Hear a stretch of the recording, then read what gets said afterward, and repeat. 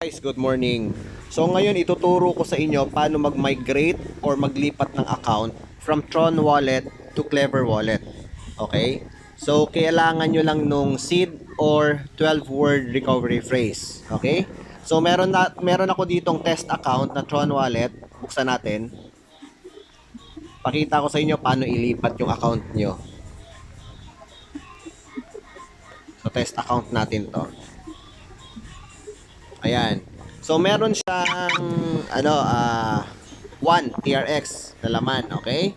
So dapat pag inilipat natin yung account dun sa Clever Wallet or migrate tayo, dapat ito rin makikita natin.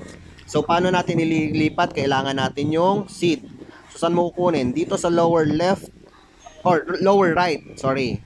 Settings, tap nyo yan, yung icon. Tapos back up wallet. Ilagay nyo yung pin na ginawa nyo. Tapos tap nyo tong okay, I got it. Main account to, di ba? Nakalagay dyan, private key dito kayo sa seed. Ayan, kunin nyo. Ito yung seed. Try, common, material, copy. So, ilista, dapat nakalista yan sa inyo. Kasi yan yung ililipat nyo sa kabilang wallet. Okay? So, nakuha na natin. For example, nakuha na natin. So, balik na tayo. So, pwede tayo mag-exit dito since meron na tayong sandali copyin ulit natin. Sorry. Ayan, copy. Ayan, copy na natin. So, labas tayo dito. Punta tayo doon sa Clever Wallet. So, bago yung Clever Wallet nyo, di ba? Mamamigrate pa kayo.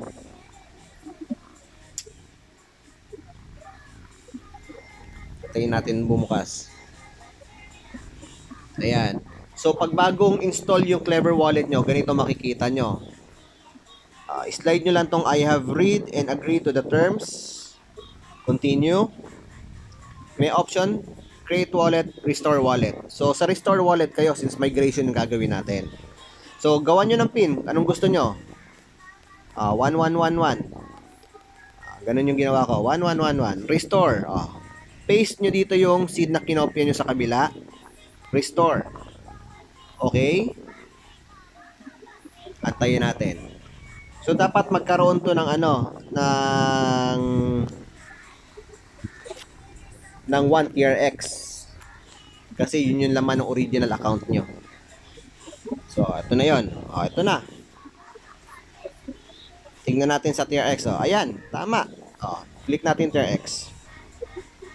So, dapat mag-reflect yung 1 TRX dito. Kasi ito na yung pasahan natin ng account or nag-migrate ng account. So, hindi pa nagre-reflect, no? Tingnan natin.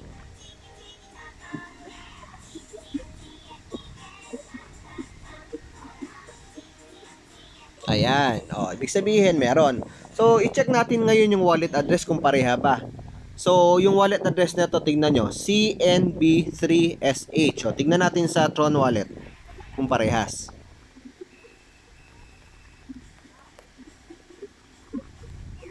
Balik tayo sa wallet. Ayan, parehas. Ganun lang mag-migrate.